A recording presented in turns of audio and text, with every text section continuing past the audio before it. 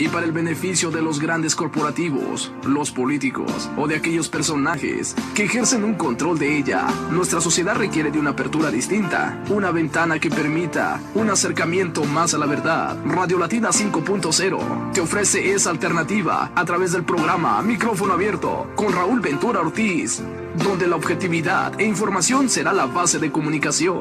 Evitar la manipulación y desinformación será nuestro reto diario. En cada nota publicada, sintonízanos todos los días de 5 a 7 de la tarde a través de la sintonía WPJX 1500 AM, porque usted merece estar informado. ¿Qué tal, amigos? Escuchas de la 1500 AM, esto es Radio Latina 5.0 a través de su programa Micrófono Abierto, que se transmite de lunes a viernes de 5 a 7 de la tarde en la sintonía WPJX 1500 AM o vía internet www.radiolatina5.net. Recuerden que el Micrófono Abierto, nuestro objetivo es buscar un acercamiento más a la verdad. Le apostamos a la radiografía de las notas y no a la réplica que es común en la mayoría de los medios de comunicación, porque suponemos que pretendemos buscar un acercamiento más a la verdad en esta sociedad que en apariencia vivimos súper comunicados, pero desafortunadamente estamos totalmente desinformados.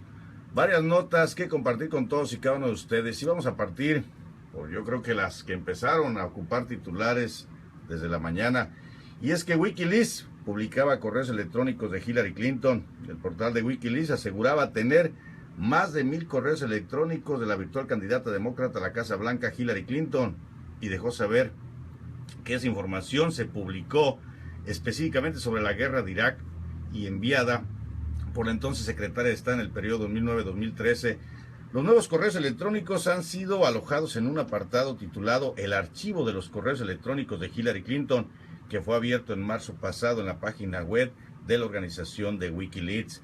El portal también publicó el 16 de marzo una base de datos con 30.322 correos electrónicos enviados y recibidos por el servidor privado de mensajería que usó Hillary Clinton cuando encabezaba la diplomacia estadounidense, y que en este momento está siendo investigada por el Departamento de Justicia y el Buró Federal de Investigación del FBI. Así arrancaban las notas principales, pero entonces empezamos ya a ver el comunicado de prensa que da el FBI, y para ello el FBI recomendaba no presentar cargos contra Hillary Clinton. El director del FBI, James Comey, anunciaba el día de hoy que esta institución, se refería al FBI, no recomienda presentar cargos contra la exsecretaria de Estado Hillary Clinton, aunque señaló que fue extremadamente descuidada en el uso de sus correos electrónicos durante esa función. Aunque hay evidencias de potencial violación a los estatutos que rigen el uso de esta información clasificada, nuestra opinión es que ningún fiscal razonable presentaría cargos en este caso, así lo dijo Comey, para añadir que el FBI comunicaría al Departamento de Justicia nuestra visión de que no hay cargos adecuados para este caso. En una declaración a la prensa en que no permitió preguntas, James Comey dijo que Hillary Clinton utilizó varios servidores privados para sus correos, que numerosas de sus comunicaciones incluían información secreta y que es posible que actores hostiles hayan tenido acceso a ellas. Pero desde la óptica del FBI, no hay cargos contra Hillary Clinton. Y bueno, pues el presidente Barack Obama ya inicia la campaña para apoyar a la candidata demócrata Hillary Clinton. Sí, el presidente de Estados Unidos, Barack Obama, participará el día de hoy en su primer acto de campaña junto a Hillary Clinton, buscando relanzarla en su enfrentamiento contra Donald Trump en vistas de las elecciones de noviembre. Este dúo demócrata viajará a Charlotte, en Carolina del Norte, para intervenir en el primero de una serie de eventos de alto perfil destinados a movilizar a los electores, en particular aquellos provenientes de las minorías que continúan respaldando al mandatario en estados cruciales para definir los comicios. Hillary Clinton, que viajará junto a Barack Obama en el avión presidencial, aspira a relanzar nuevamente su campaña después de una serie de relativos reveses y revelaciones relacionadas con el uso de su cuenta privada de correo electrónico cuando era secretaria de Estado. Y bueno, pues déjenme compartirles parte de la estrategia que está promocionando ahorita el presidente Barack Obama con respecto a la candidata de su partido, Hillary Clinton. For more than a year now, across thousands of miles and all 50 states, tens of millions of Americans have made their voices heard. Today, I just want to add mine. I want to congratulate Hillary Clinton on making history as the presumptive Democratic nominee for President of the United States. Look, I know how hard this job can be. That's why I know Hillary will be so good at it. In fact, I don't think there's ever been someone so qualified to hold this office. She's got the courage, the compassion, and the heart to get the job done. And I say that as somebody who had to debate her more than 20 times. Even after our own hard-fought campaign, in a testament to her character, she agreed to serve our country as Secretary of State. And from the decision we made in the Situation Room to get bin Laden, to our pursuit of diplomacy in capitals around the world, I have seen her judgment. I've seen her toughness. I've seen her commitment to our values up close. I've seen her determination to give every American a fair shot at opportunity, no matter how tough the fight was. That's what has always driven her, and it still does. So I want those of you who've been with me from the beginning of this incredible journey to be the first to know that I'm with her. I am fired up, and I cannot wait to get out there and campaign for Hillary. I also want to thank everybody who turned out to vote and who worked so hard for our candidates. This has been a hard-fought race. I know some say these primaries have somehow left the Democratic Party more divided. Well, you know, they said that 8 years ago as well. But just like 8 years ago, there are millions of Americans, not just Democrats, who've cast their ballots for the very first time. And a lot of that is thanks to Senator Bernie Sanders, who has run an incredible campaign. I had a great meeting with him this week, and I thanked him for shining a spotlight on issues like economic inequality and the outsized influence of money in our politics, and bringing young people into the process. Embracing that message is going to help us win in November. But more importantly, it'll make the Democratic Party stronger, and it will make America stronger. Secretary Clinton and Senator Sanders may have been rivals during this primary, but they're both patriots who love this country, and they share a vision for the America that we all believe in. An America that's hopeful, an America that's big-hearted, an America that is strong and fair and gives every child the same chance that we had. Those are the values that unite us as Democrats. Those are the values that make America great. Those are the values that are going to be tested in this election. And if we all come together in common effort, I'm convinced we won't just win in November.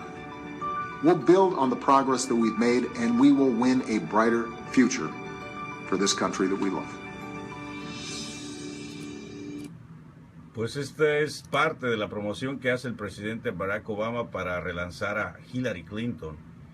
Y bueno, pues, ¿cuál fue las primeras opiniones que se manifestó del equipo de campaña y en especial de la candidata demócrata Hillary Clinton después del comunicado de prensa del FBI? Contenta de que el FBI no presente cargos contra ella. La virtual candidata demócrata a la Casa Blanca, me refiero a Hillary Clinton, está contenta de que el FBI haya recomendado no presentar cargos contra ella por el uso de servidores de correo electrónico privado para usos exclusivos del gobierno, o en el caso específico de la Secretaría de Estado, en la cual estuvo bajo el mando de ella del periodo 2009-2013, así informaba el portavoz de la misma. Como la secretaria ha dicho durante mucho tiempo, fue un error usar su correo personal y no volverá a hacerlo. Estamos contentos de que este asunto se haya resuelto, resaltó en un comunicado su portavoz Brian Fallon. En una rueda de prensa, el director del Buró Federal de Investigación, como ya lo comentamos previamente, James Cornell, dio a conocer la decisión de no presentar cargo alguno contra Hillary Clinton. Entonces, bajo ese escenario, podemos decir que arranca ya oficialmente el apoyo del presidente Barack Obama a esta candidata demócrata rumbo a las elecciones de 2016, que enfrentará al señor Donald Trump, al personaje que, por cierto, déjenme comentarles también la opinión de él. Parece que no le fue muy grato. Criticó la decisión del FBI Y es que Donald Trump, el virtual candidato republicano a la Casa Blanca, criticó la decisión del FBI de no presentar cargos contra su rival Hillary Clinton por el uso que hizo de varios servidores de correos electrónicos privados para abordar los asuntos oficiales como secretaria de Estado, repito, del periodo 2009-2013. El sistema está bañado. Estas son las palabras de Donald Trump. Subrayaba en la red social de Twitter que ha utilizado la polémica de los correos en numerosas ocasiones para arremeter contra la ex primera dama, acusándola de poner en peligro la seguridad nacional de Estados Unidos. Así, bajo ese escenario es lo que se está viviendo en este momento. Pues esta contienda, repito que desde mi óptica, amigos radioescuchas, va a predominar la descalificación y no el contenido. Así es que, a pesar de que sabemos todos cómo y de qué manera se posicionan estos dos aspirantes que representan a este duopolio de partidos políticos demócrata y republicano, parece, desde la óptica de varias encuestas realizadas, que han sido los candidatos más impopulares que han existido en los Estados Unidos de América. Y es que es una realidad que difícilmente se pudiese ocultar. Pero es el escenario de la política estadounidense. Así es que vamos a esperar sin duda un desgaste, pero un desgaste de descalificaciones de ambos lados, lo cual al usuario final, al receptor final, al votante final, pues lo dejará con la necesidad de contenido en cada una de las propuestas. Y bueno, pues ¿qué está pasando en Chiapas? En Chiapas ya están acusándolos la capacidad de difusión que tiene el gobierno en turno para minimizar este movimiento de la gente. Resúltese que en riesgo ciclo escolar en Chiapas, maestros de la Coordinadora Nacional de Trabajadores de la Educación cumplieron este martes 52 días de plantón en la capital chiapaneca y de paro de labores en contra de la reforma educativa, y existe desde la óptica ya de los diferentes columnistas el riesgo de perder el ciclo escolar. A unos días de la conclusión del calendario escolar, los maestros disidentes mantienen varios bloqueos carreteros, algunos parciales, otros totales, en 10 puntos del estado, además de 3 puentes internacionales que enlazan a México con Centroamérica. Y bajo la óptica y el contexto de los medios de comunicación, bueno, pues en riesgo el ciclo escolar en Chiapas. ¿Qué está pasando en Nuevo León? Bueno, pues con la postura que manejó el secretario de gobierno, este intento de funcionario que de verdad desde la óptica de derechos humanos, desde la óptica que lo quieran ver de organizaciones internacionales, este tipo más que renunciar debería estar en prisión. Pero bueno, el escenario continúa y totalmente eso se vive solo en México. Déjenme manejarle algo que está en Nuevo León, se maneja como una nota importante y que es viable que mañana tengamos una comunicación desde ahí. Habrá uso de fuerza ante bloqueos, así advierte el gobierno de Nuevo León a la gente. El secretario general de gobierno del estado de Nuevo León, Manuel González Flores, advirtió que si los maestros toman carreteras, edificios públicos y bloquean los accesos al aeropuerto internacional Mariano Escobedo, se usará la fuerza pública de ser necesario para impedir este tipo de acciones. El domingo, un sector del magisterio disidente de la entidad señaló que podrían realizar medidas de ese tipo si persiste la actitud de esta forma de represión del gobierno estatal ante sus demandas. Sin embargo, será hasta el día de hoy que van a definir cuando, además de recibir un mensaje del obispo de Saltillo, Raúl Vera López, se tomen los acuerdos sobre las acciones a seguir y se prepare la nueva gran manifestación prevista para el día de mañana por la tarde. Pues este es el escenario que hay. Pero ¿qué está pasando también en la Ciudad de México?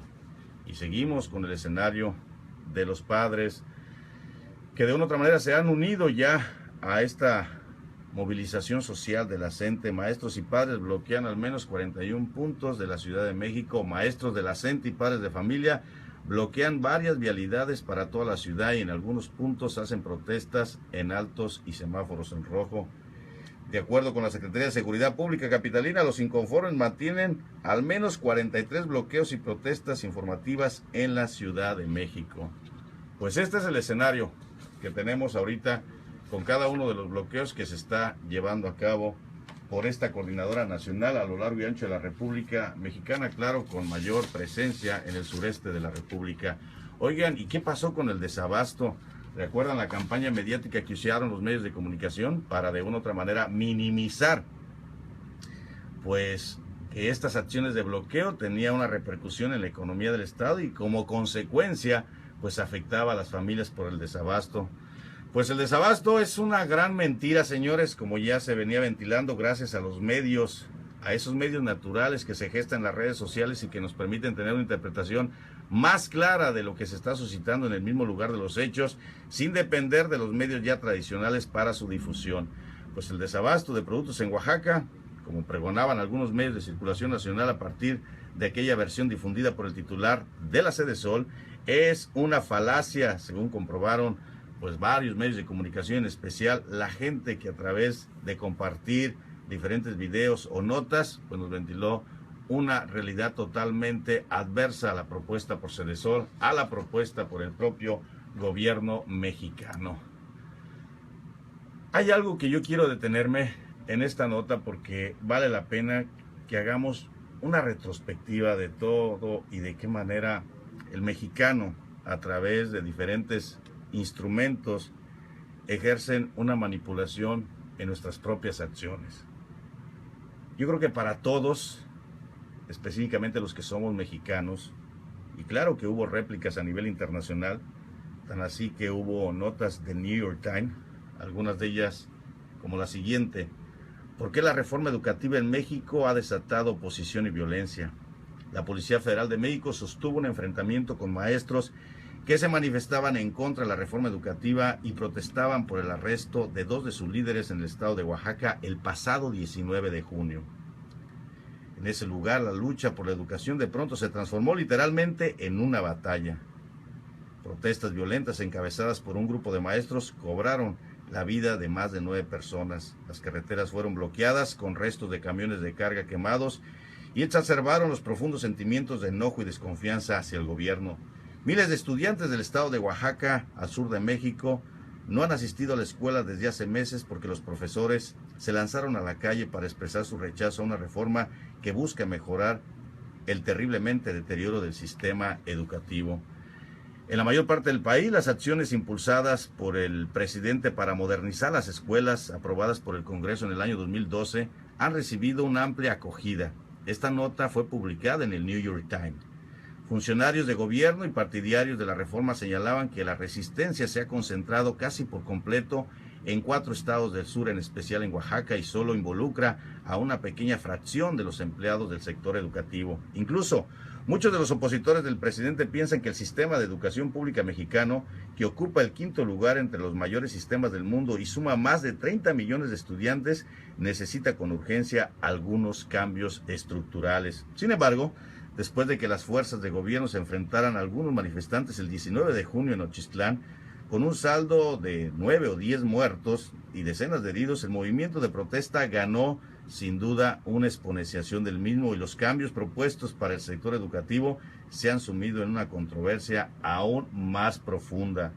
Tras los disparos y los muertos, miles de estudiantes de Oaxaca se han unido a los maestros en las calles por primera vez para protestar contra el gobierno, y muchos adultos que antes tenían una postura un tanto ambivalente ante las denuncias de injusticia de los maestros, ahora se han adherido a la causa.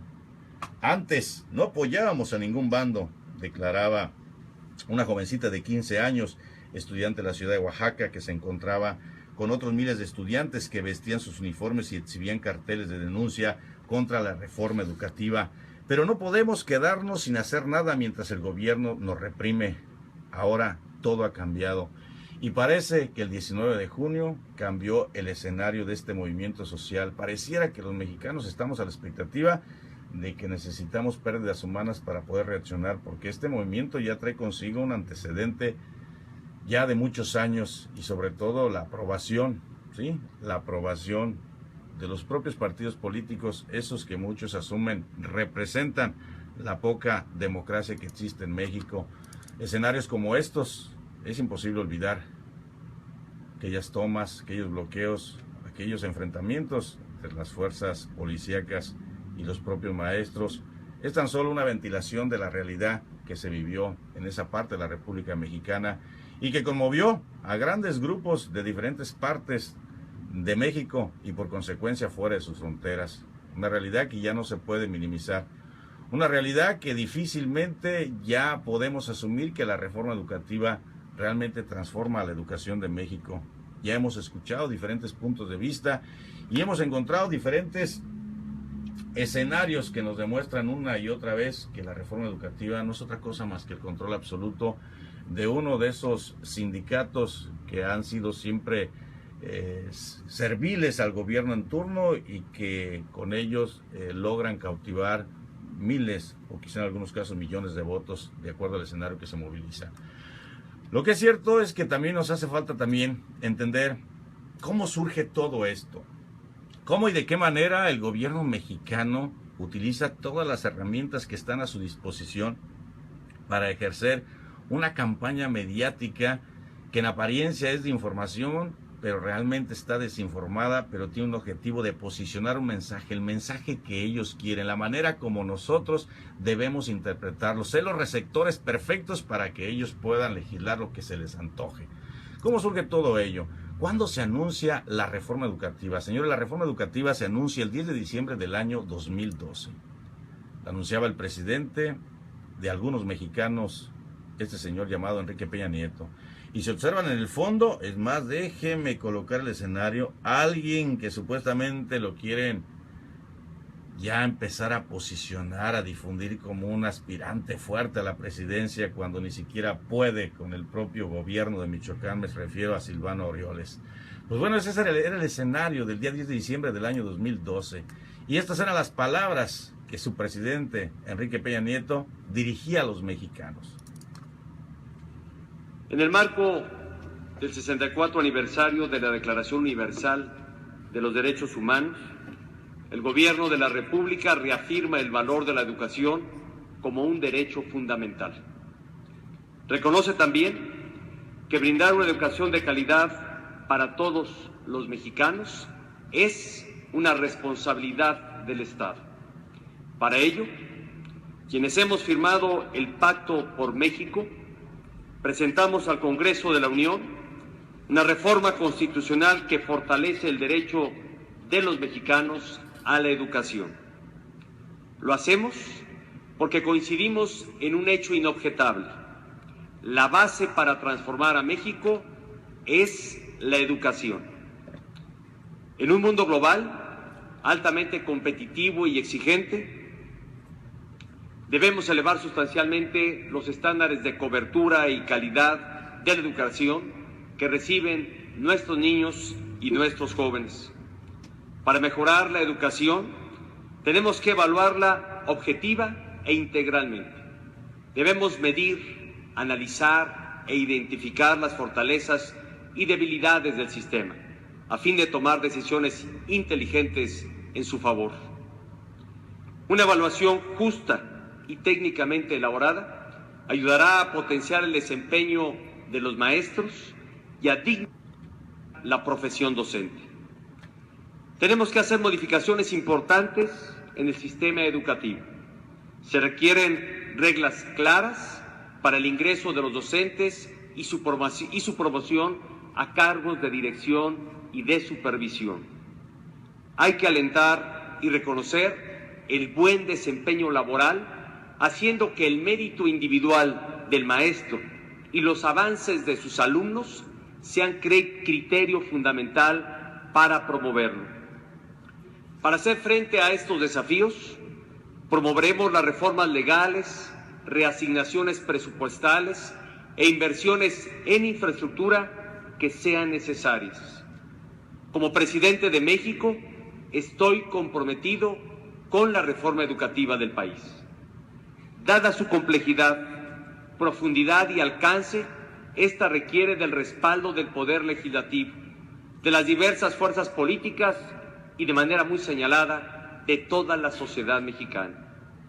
Valoro por ello la disposición y la seriedad de los presidentes de los partidos políticos que participan en el Pacto por México.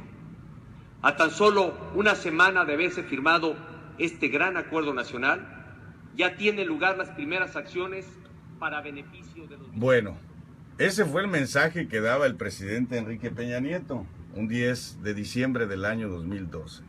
Y a pesar de que todos sabíamos ese famoso Pacto por México y que la mayoría de los partidos políticos avalaron, Muy pocas veces nosotros los medios nos detuvimos a analizar toda esa campaña de manipulación que se gestó detrás de esas reformas estructurales de este individuo que asume posicionar México en los altos niveles para ser competitivo con las grandes economías. Pero quizás se le olvide que México pues, es un país que todavía tiene un rezago del 46.5% de pobreza. Vamos a entrar un poco al escenario. ¿Cómo y de qué manera? ¿Qué tal, Génesis? Déjame compartirte algo, Génesis, ya que sé que eres una luchadora aquí en la región de California. ¿Cómo empezó todo este sesgo mediático, manipulador a toda nuestra sociedad?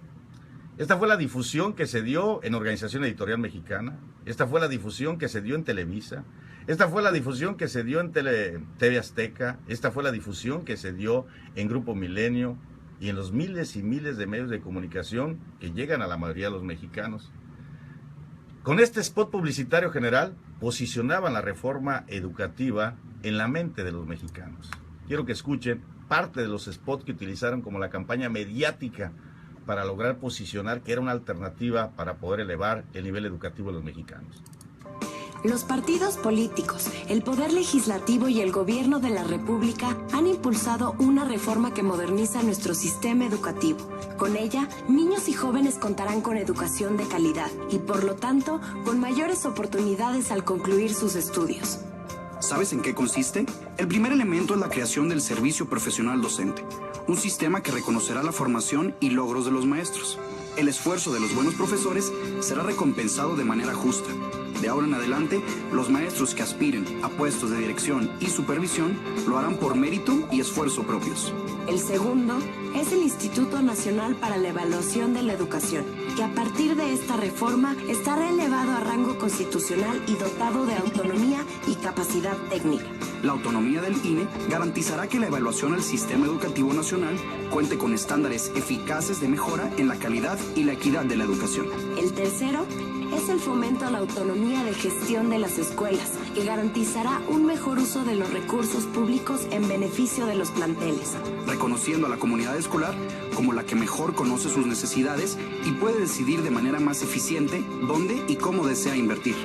La base para transformar a México es la educación. Conoce el documento completo de la reforma educativa en www.pactopormexico.org. Este fue el spot general que lanzaron para toda la ciudadanía mexicana, donde le sugieren a la audiencia que puede descargar la reforma educativa. De verdad yo les sugiero, son 18 páginas. La hemos estado analizando para crear una mesa de análisis, de diálogo, invitando a Barrazas Macías, que es un investigador docente del CONACYT, invitar también a Guillermo Zúñiga, invitar a grandes amigos para que hagamos una retrospectiva, un análisis, una radiografía de esta reforma educativa. Pero hoy yo quiero rescatar cómo y de qué manera manipularon a los mexicanos. Fíjense el mensaje que utilizaron en el 2012, el spot publicitario en los medios previamente antes mencionados, para llegar a posicionarlo en la mente, en el caso específico de los maestros, muchos de ellos que pertenecen al CENTE, al Sindicato Nacional de Trabajadores de la Educación, a ese que, vamos, tiene como agremiados 1.6 millones y es el que avala esta reforma educativa, sí, de donde se gesta específicamente el Bester Gordillo, quien está en prisión.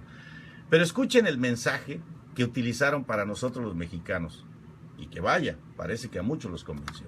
Escuchen el spot dirigido a los maestros.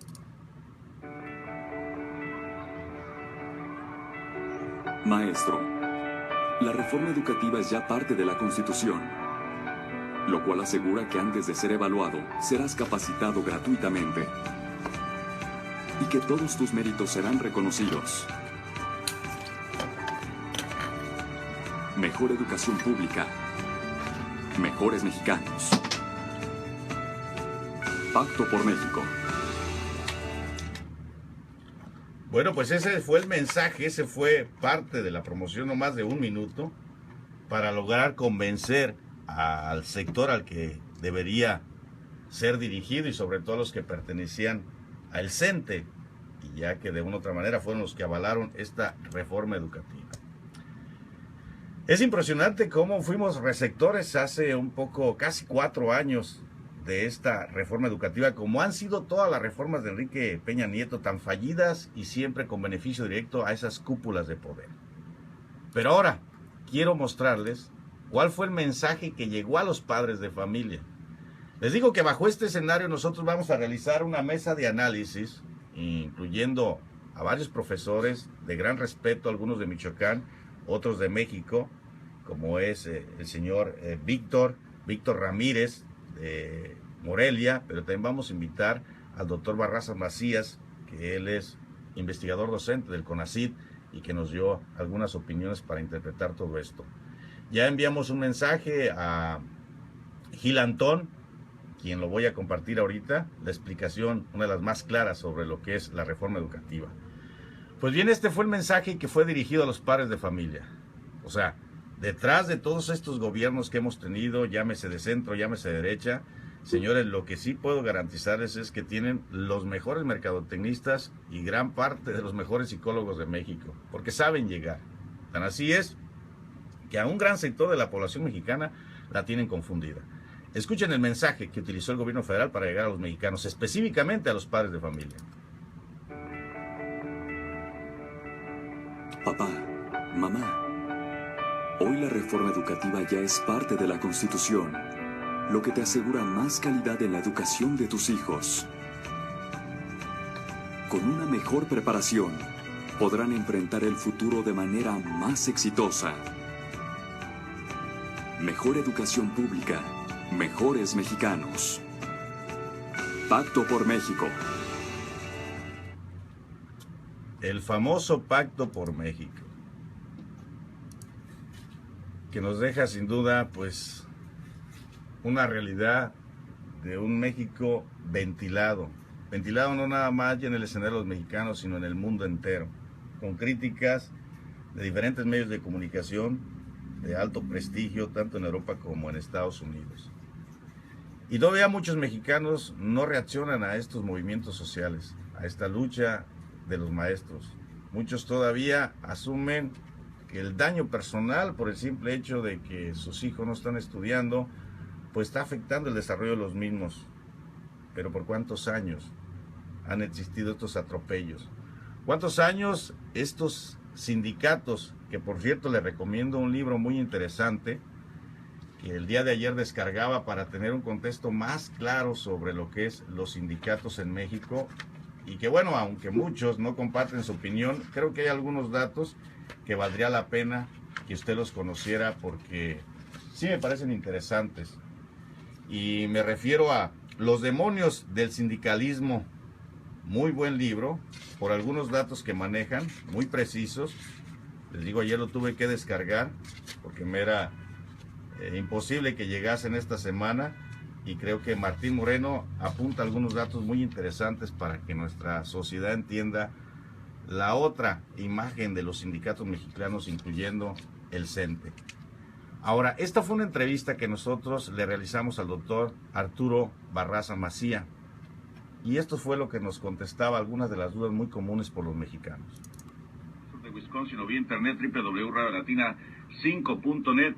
Les comentaba antes de irme al corte comercial, después de platicar con el profe César Martínez, que es el delegado representativo de la sección 22 de Oaxaca, que tendríamos una tremenda entrevista, que gracias a Víctor Gutiérrez Olivares, que nos permitió contactarnos, con el doctor Arturo Barraza Macías, que es docente investigador del Sistema Nacional de Investigadores CONACYT. Y bueno, pues ya lo tengo aquí en vivo y en directo, al cual le damos la bienvenida para hablar de la educación mexicana. ¿Qué tal, profe? ¿Cómo le va? Bien, bien, aquí listos. Cuéntenos, profe, primero yo creo que la pregunta reglamentaria, ¿qué opina usted de la educación de nuestro país en este instante? La educación tal como está, sí hay que reconocerlo, que le hace falta un cambio, pero estamos hablando de un cambio integral, no estamos hablando de una reforma laboral, que son dos cosas diferentes, y menos estamos hablando de una reforma laboral que toma a los maestros como sus enemigos, ¿sí? Desde la década de los 70 ha insistido mucho que un verdadero cambio educativo solamente se va a lograr si se tiene de lado a los maestros, que son los principales actores. En este caso no se está dando. Profe, y en el conflicto específico de la CENTE, porque personas como usted tenemos que aprovecharlos para que nos dé su opinión y apreciación, ya que usted es investigador de CONACYT. ¿Qué opina usted de las exigencias de esta Coordinadora Nacional de Trabajadores de la Educación? En general, estamos hablando de que estamos enfrentando dos tipos de condiciones laborales diferentes. La CENTE exige sus condiciones laborales tradicionales con las cuales se ha movido, cosas en las cuales en algunas ya no estoy de acuerdo, creo que se ha abusado en algunos aspectos, pero por otro lado también las condiciones laborales que plantea la reforma no son totalmente las más adecuadas, creo que algunas son totalmente inadecuadas y más sobre todo la forma en que está implementando. Entonces creo que sí debería, no lo veo fácil, pero creo que debería haber un diálogo. Si realmente hubiera disposición de parte tanto de la CENTE como de lo que es el gobierno, podríamos buscar términos medios donde realmente se estuviera hablando de lo educativo y se estuviera privilegiando lo educativo, ¿sí? Y que las condiciones laborales, aún sin afectar totalmente, fueran las más adecuadas para el logro de los objetivos educativos. Creo que aquí estamos en dos extremos que tienen algunos juicios y algunos errores ambos extremos y que no han querido sentarse a dialogar verdaderamente, buscar un término medio que realmente nos permita, uno, respetar algunas condiciones laborales que son correctas a exigir, pero por otro lado también dar algunas condiciones laborales que no nos ayudan al logro de los objetivos de la educación. Decía otro investigador del Colegio de México, profe, lo siguiente, y me refiero a Gil Antón, decía que no podemos hablar de una reforma educativa, profe, cuando de antemano estamos utilizando nada más un protagonista para que la educación en México pueda repuntar, y hablaba específicamente de que no partimos por evaluar nada más a los maestros para encontrar la solución del problema, cuando el problema está en la propia infraestructura de las instituciones educativas donde se imparten la educación a los mexicanos, y el problema está también vamos, ¿cómo le puedo llamar?, en la radiografía de esta carencia por parte de los funcionarios públicos para poder encaminar la educación de décadas atrás. Entonces, yo sí me gustaría preguntarle a usted, profe Maciel, lo siguiente: ¿realmente considera que esta propuesta de reforma educativa traiga consigo el fin de mejorar el nivel educativo de los mexicanos? No, así tajantemente lo digo, es una reforma laboral que lo único que busca es poner mayor recurso económico para el Estado, para el gobierno específicamente, pero que no está pensando en ninguna condiciones que permitan realmente elevar la educación. Si estuviera pensando en eso, hay muchas áreas de la educación que tendrían que haberse tocado primero y que se han existido durante décadas. Estamos hablando no solamente de la infraestructura, hablamos de la gestión escolar, hablamos de la docencia que va más allá del enfoque de competencias, hablamos de la formación de docentes, o sea, hay muchas áreas que son prioritarias que realmente, si se trabaja en ellas, sí permite tener una posibilidad de crecimiento, de mejora de la educación. El aspecto laboral y el pelear contra las exigencias laborales, lo único que quiere es que el gobierno se capitalice, eliminando prestaciones, eliminando recursos económicos a los trabajadores de la educación. Sí, obviamente para otros fines, que si fueran también para invertirlo en educación a lo mejor no habría problema, pero sabemos que aquí en México eso normalmente no sucede. Pues yo creo que muchos compartimos su opinión, profe, y yo creo que nos deja pues un escenario de verdad donde la sociedad, a través de los medios, a través del gobierno, la quieren fracturar, porque ahora en el último mensaje de Osorio Chong nos habla que está colocando la CENTE en medio de la sociedad y la está lastimando, como si el gobierno no lastimase a la sociedad. ¿Qué le deja este mensaje de Osorio Chong a usted como investigador del CONACYT? Yo creo que desde hace tiempo, y no nada más yo, sino la comunidad de investigadores a nivel nacional se ha pronunciado contra esta forma de estar haciendo la política y de estar implementando la reforma educativa. Si ese linchamiento mediático contra los maestros, esa agresión, ese acoso laboral contra los maestros, no creo que nos lleve a nada bueno, y más cuando se va con mensajes de este tipo a la sociedad civil, muchas veces gente que no tiene la información adecuada y va a interpretar otras cosas. Entonces está haciendo uso de querer involucrar a terceros por parte del gobierno para legitimar su discurso. Pero creo que es totalmente erróneo, no creo que nos ayude. Ya hemos tenido etapas en México muy difíciles, como fue la época cuando Lázaro Cárdenas quiso implementar la educación socialista y otra serie de reformas que ha habido, donde se involucra a la sociedad para un discurso maniqueo, un discurso de polaridad, y no nos ayuda, o sea, la sociedad se fractura, la educación se fractura. Estamos haciendo un juego de suma cero donde no va a haber ganadores. Creo que aquí esto es importante recalcarlo. Creo que el gobierno, a pesar de obtener mayores recursos económicos, quitando prestaciones y consideraciones laborales, no va a resultar ganador, como se ha visto en las últimas elecciones. Los maestros no van a resultar ganadores y la sociedad tampoco va a resultar ganadora. Estamos en un juego donde todos estamos perdiendo. Profe, pregunta un titular de nuestra programación, Jorge Vázquez, también autodefensa de Michoacán, una persona que, siempre se involucra en todo este tipo de acontecimientos que se suscitan en México, movimientos sociales, y hace este cuestionamiento. ¿Qué parte, profe Barrazas, usted considera, dentro de los reclamos laborales de los maestros, que pueden o deben continuar, desde la óptica suya? Los que deben continuar. Ajá, de los reclamos que hacen los maestros, específicamente la CENTE. Los reclamos que hace la CENTE. Yo creo que hay algunas cuestiones que tienen que ver con la mejora de las instituciones, tiene que ver con las consideraciones laborales. Específicamente, yo estaría de acuerdo en que se sigan considerando las prestaciones laborales, que no se afecte el sistema de jubilación y de pensiones de los maestros. Creo que son ganancias laborales muy bien ganadas, valga la redundancia, y que se deben de hacer. Las investigaciones nos han demostrado, ¿no? No a mayor cantidad de trabajo, la gente produce más. Entonces, el hecho de que se esté haciendo trabajar en escuelas de jornada de tiempo completo, el hecho de que te agreguen al horario de clases, no necesariamente implica mayor calidad educativa. El hecho de que sea un maestro trabajar más años no implica necesariamente calidad educativa. Creo que ya son condiciones adecuadas. También lo de una auténtica evaluación, que vemos todo el mundo que lo que está haciendo el Instituto Nacional de Evaluación Educativa y que hoy se ha reconocido es una pésima, un remedio de evaluación. Creo que también el exigir una evaluación que no sea punitiva, porque sabemos que hay dos grandes tendencias en evaluación: la que busca certificar, controlar, que es la que está aplicando el gobierno, pero también la evaluación que busca orientar todo el esfuerzo a la mejora. Creo que eso también no se ha tomado tanto en cuenta y tenemos que buscar cambiar la forma de evaluación. Una evaluación que permita la mejora, una evaluación que sea para certificar o controlar. ¿Y cuál de esos reclamos usted considera excesivos?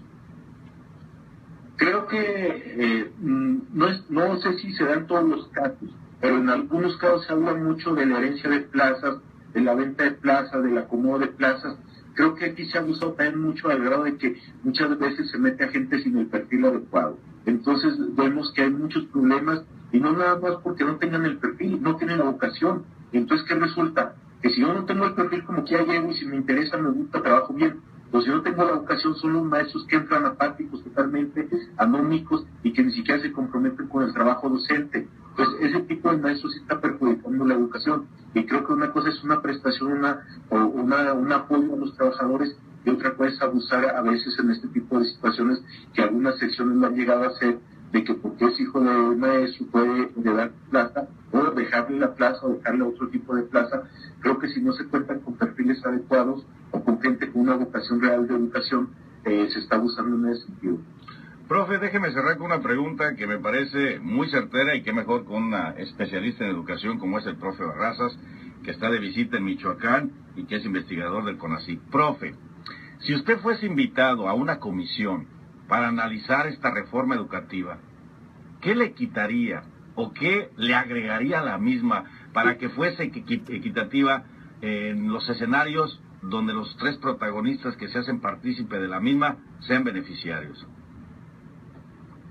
Lo primero que yo agregaría sería la estrategia con la que se está implementando.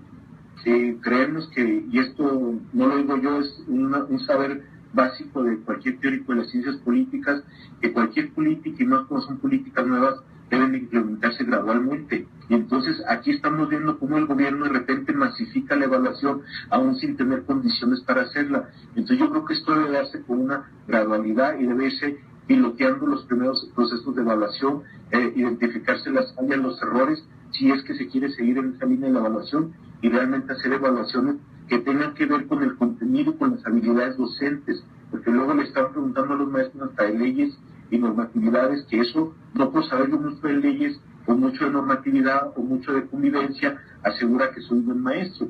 Entonces yo trabajaría sobre un proceso gradual de implementación de la política y sobre verdaderas evaluaciones que recuperen lo que realmente debe saber un maestro para ser un buen maestro, porque si no estamos premiando el que sabe más leyes, el que sabe más rollos de convivencia, de bullying, ese tipo de cosas, pero no necesariamente esa persona es el que mejor trabaja frente al grupo y el que logra mejores aprendizajes con sus alumnos. Ahora, dos escenarios. La sociedad mexicana en algunos casos y en algunas regiones fracturada. Unos padres de familia dicen que ya no digieren ni soportan este tipo de ausencias de los maestros. Y por otro lado, otra sociedad que dice apoyémoslo porque es un movimiento social y en este movimiento se gesta la democracia de México. El profe Arturo Barraza Macías, ¿qué diría? Eso está para pensar porque creo que en algunos casos ambas partes tendrán razón, pero en algunos casos, porque así como podemos criticar que el gobierno a través de los medios malinforma a la sociedad y hace un uso muy discrecional de la información para manipular a la sociedad, también hay que reconocer que muchas veces hay maestros que utilizan ese tipo de estrategias para malinformar a la sociedad. Sí, yo creo que aquí lo importante sería tener una sociedad perfectamente informada que supiera lo que está pasando y tomara decisiones al respecto de apoyar una u otra parte. Creo que lo que sí es cierto es que estamos polarizando la sociedad. Eso sí está quedando claro. Creo que se está polarizando al involucrar a los padres de familia y creo que de entrada cada parte está involucrada en querer ganar y no le importa realmente llegar a un asunto de mutuo acuerdo donde realmente haya algo beneficioso para todos. Creo que los padres de familia corremos el gran riesgo que si se siguen involucrando se puede desbordar, ellos pueden seguir sus propias reglas, sus propios criterios de lucha e inclusive pueden tener sus propias exigencias. Y entonces vamos a polarizar todavía más la situación, vamos a diversificar más las demandas y esto se nos puede todavía complicar más. Creo que en ese sentido el gobierno está actuando muy, muy mal al permitir que se desarrollen estos procesos y al fomentarlos el mismo. Creo que está... Pues ya escucharon al profe Arturo Barraza Macías, que es investigador docente del CONACYT y que nos habla desde otra óptica, desde una manera de interpretar distinta esta reforma educativa. Él da sus puntos de vista, asumiendo los errores que tiene la CENTE, asumiendo los errores que tiene el gobierno. Pero yo, antes de cerrar esta cápsula informativa, estamos corroborando ya y confirmando la fecha para que el doctor Arturo Barraza Macías esté con nosotros en una mesa de diálogo, una mesa que nos permita tener una interpretación clara de lo que hay detrás de toda esta reforma educativa, la razón principal por la que el gobierno pretendió implementarla, pero también abrir esa ventana a lo que es el sindicalismo en México. Déjenme leerles un extracto de cómo lo interpreta Martín Moreno en Los demonios del sindicalismo en México, porque también usted necesita tener las diferentes caras de la moneda en información. Dice, en México los sindicatos tienen una cláusula no escrita que es práctica generalizada y permanente, prohibida la transparencia de recursos, es decir, opacidad obligatoria. Aliados de los presidentes de la República en turno, sin importar nombres ni partidos, comparsas de los organismos políticos, desde el Partido Nacional Revolucionario, el PNR, antecedente del Partido Revolucionario Institucional, hasta el PRI, o con el Partido Acción Nacional cuando estuvo en la presidencia. La mayoría de los líderes sindicales han sido soportes, cómplices, socios y hasta chivos expiatorios del poder político en el país, acostumbrados a no rendir cuentas bajo el sofisma de una soberanía sindical ultrajada, manipulada y pervertida para beneficio de grupos o partidos, utilizando sus cargos, la masa como plataforma de proyectos personales para alcanzar impunidad oficial vía protección legislativa, ya sea como diputados o senadores, proclives a informar a sus asambleas, sí, pero no a comprobar gastos que dilapidan sin ningún pudor, ocultos y soterrados por ocultos. Los líderes sindicales mexicanos han escrito páginas negras, no solo dentro del sindicalismo, también en la historia del país.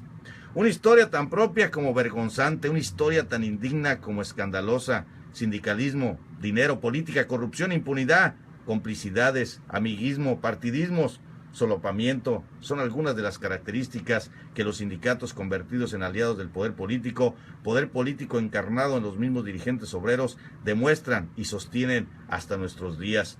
Un poder político, cabeza con 1000 serpientes, que se sirve para sobrevivir sexenio tras sexenio, de presidente tras presidente, de partido tras partido. La ausencia de la transparencia sindical tiene ciclos, aunque desafortunadamente no fecha de caducidad. La ausencia de la transparencia también, desde el todopoderoso de líderes petroleros hasta maestras encarceladas, pero aún poderosas, desde dirigentes mineros hasta caciques sindicales universitarios, desde líderes de sindicatos hasta oscuros y temibles personajes que hoy por hoy bien podrían caber en 2 espacios, o en un sindicato o en alguna mafia napolitana. Nombres, lugares, fechas, pruebas, testimonios, modos operantes, lo que el lector tiene en sus manos son tan solo algunas historias. La verdad, creo que analizar el contexto de la reforma educativa, aparte de la putrefacción del sistema que representa el gobierno en turno, también debemos de dar una mirada a cómo y de qué manera se comportan los sindicatos. Claro está, incluyendo el de la Coordinadora Nacional de Trabajadores de la Educación. ¿Por qué? Porque si bien la mayoría son personas de lucha social, hay un sector que se beneficia también de estos movimientos, un sector que arrebata las regalías, los acuerdos que puede tener con algunos grupos de poder de manera oscura, que muchas veces ni sus agremiados lo conocen. Y yo creo que esta mesa de diálogo valdría la pena que corrieran la voz. Los invito a todos. Es probable que la hagamos el jueves o el viernes. Tendremos como invitado al doctor Arturo Barraza Macías, tendremos invitados amigos, colegas, Jorge Vázquez, Guillermo Zúñiga y más personas que se quieran adherir a esta mesa de análisis. Vamos abriendo la ventana del sindicalismo mexicano. ¿Cuáles son sus verdaderas aportaciones? ¿Quiénes son los que se benefician más de este tipo de organizaciones? Que no es otra cosa, de acuerdo a la misma historia, nos dice que son los cómplices del gobierno en turno. Fíjense que yo veo un artículo publicado en el 2013, para ser exactos el 22 de diciembre, cuando el CENTE cumple 70 años y borra su historia. Mucha atención a este artículo. Dice, elimina de su sitio web registro de todos los líderes, borran de la página oficial cualquier mención de Elba Ester Gordillo. El actual líder se ha dedicado a impulsar la unidad para evitar fracturas y divisiones internas. ¿Cómo lo ven? ¿Cómo ven el escenario de los 70 años del CENTE? Y aún así, pues cuando esa mujer se jactaba y presumía del poder que imponía. ¿Y por qué es importante hablar de la educación en México? Porque hay 9 modelos educativos que para mi óptica, mi opinión, deberíamos aprender muchos de ellos. Por ejemplo, dice, los 9 mejores modelos educativos del mundo que se caracterizan por brindar una educación de calidad, asequible, tecnológica y social a cada uno de sus estudiantes. Por ejemplo, Corea del Sur. El modelo educativo de Corea del Sur se caracteriza por ser muy estricto y riguroso. Los alumnos estudian durante todo el año. En ocasiones acuden 7 veces en la semana a la escuela y gastan más de 12 horas al día asimilando nuevas teorías y conceptos, bien sea en colegio o en la casa. Eso se debe en parte a la gran presión que es impuesta por sus padres y por la cultura surcoreana. El éxito no es una cuestión de talento, sino de trabajo duro, el cual desemboca en excelentes resultados en las pruebas internacionales, especialmente en los módulos de pensamiento crítico y análisis. Además, en este sistema, me refiero a Corea del Sur, las clases son dictadas a una gran cantidad de alumnos. La idea es que los profesores puedan enseñar a sus pupilos a crecer en comunidad y aprendan a desarrollar relaciones interpersonales con sus pares. Ese es el verdadero reto. ¿Cómo lo maneja Finlandia? Finlandia también es muy interesante que analicemos este formato del sistema educativo. El modelo educativo de Finlandia se caracteriza por ser exigente, pero al mismo tiempo flexible. Los estudiantes solo pasan alrededor de 5 horas en la escuela y no deben realizar tareas en la casa. Eso se debe en parte a que el sistema finlandés propone un aprendizaje basado en la experiencia. Se promueven múltiples actividades extracurriculares que se realizan en la misma localidad y que buscan fomentar los talentos dependiendo los intereses de cada alumno. En este escenario, la escuela se convierte en un centro comunal. Muchos colegios cuentan con salones de juego, espacios de recreación y lugares que fomentan la colaboración. Vale la pena. Los invito, si alguien quiere hacerse partícipe de esta mesa de análisis que la vamos a llevar a cabo el jueves o el viernes, sea bienvenido. La verdad vale la pena que hablemos de la educación, pero sin esos matices, sin que nos vayamos a un lado o a otro, sino que hagamos una radiografía de lo que realmente se suscita en México y que no esperemos más muertes de nuestros propios hermanos mexicanos, especialmente aquellos que de manera natural, aquellos que por convicción luchan en estos movimientos y que nosotros apoyamos, los movimientos de la gente, pero tampoco podemos minimizar que también en la gente se gesta la corrupción. Amigos radioescuchas, mi nombre es Raúl Ventura, así cierro esta edición de Micrófono Abierto. Recuerde que nuestro objetivo es buscar un acercamiento más a la verdad. Continúen escuchando la programación de Radio Latina 5.0.